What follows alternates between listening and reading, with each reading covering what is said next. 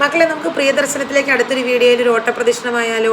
നളിനി എന്ന ഖണ്ഡകാവ്യം ആരെഴുതി? കുമാരനാശാൻ. കുമാരനാശാന്റെ നളിനി ഏത് വിഭാഗത്തിൽപ്പെടുന്നു? ഖണ്ഡകാവ്യത്തിലേക്ക്.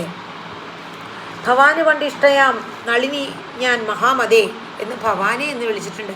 ആരാണിവിടെ ഭവാൻ? ദിവാകരൻ. ചിരമഹോ കൊതിച്ചു ഞാൻ. എന്താണ് ചിരമഹോ കൊതിച്ചത്? ചിരമഹോ വളരെ കാലം. ദിവാകര സന്നിധിയിലെത്തുവാൻ. അർത്ഥിക്ക് ഈശ്വരൻ നൽകുന്നത് എന്താണ്? പ്രിയം. നമ്മൾ ആഗ്രഹിക്കുന്നത് ഈശ്വരൻ സാധിച്ചു തരും. നളിനി ധന്യയാകുന്നത് എപ്പോൾ? ദിവാകരനെ കണ്ടതുകൊണ്ട്. സുഖോദയം വികലമാകുന്നത് എപ്പോൾ?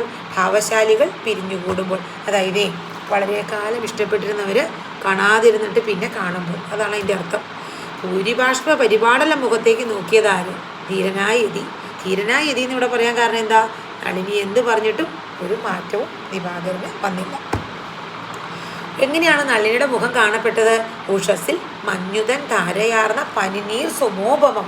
അതായത് പനിനീർ പൂവിന് പ്രഭാതകാലത്ത്, അതായത് മഞ്ഞുതുള്ളികളിൽ, അതായത് എന്താണ്, പനിനീർ പൂക്കളിലേക്ക്, റോസാപുഷ്പങ്ങളിലേക്ക് സൂര്യൻ്റെ ശോഭ അടിച്ചു കഴിയുമ്പോൾ മഞ്ഞുതുള്ളികളിൽ പൂക്കളിൽ മഞ്ഞുതുള്ളികൾ പറ്റി നിൽക്കും.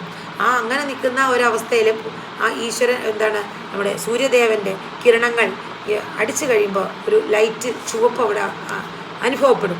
അങ്ങനെ കരഞ്ഞ് മുഖമൊക്കെ ചുവന്നിരിക്കുകയാണ് നളിനിയുടെ.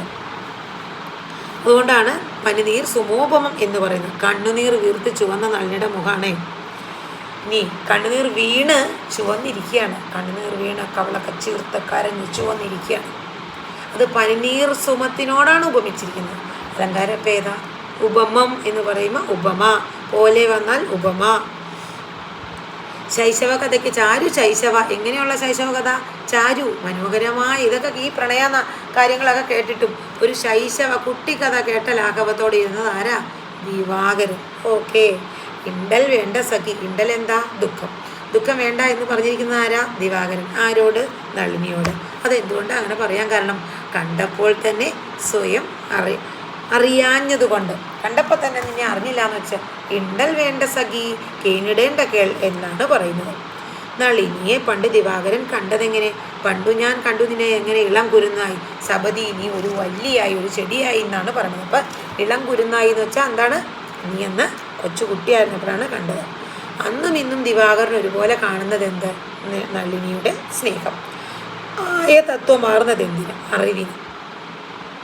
നിജകർമ്മ നീതരായ ഏതു മാർഗവും ഇയലാ ശരീരികൾ. അതായത് ശരിയ മനുഷ്യരെന്ത് ചെയ്യണം? ഏതു മാർഗത്തിലാണോ താൻ മുഴുകിയിരിക്കുന്നത് ആ കർമ്മനിരതരായിരിക്കണം. നമ്മൾ ഏത് കർമ്മം ചെയ്താലും അതിൽ ആത്മാർപ്പണം നടത്തണം എന്നാണ് പറയുന്നത്. വിവേകികൾ ധന്യമാക്കുന്നത് എന്ത്? സ്വജീവിതം. Okay, thank you. നന്നായി പഠിക്കുക. Best wishes. അപ്പോൾ അടുത്ത വീഡിയോയിൽ നമുക്ക് കാണാം.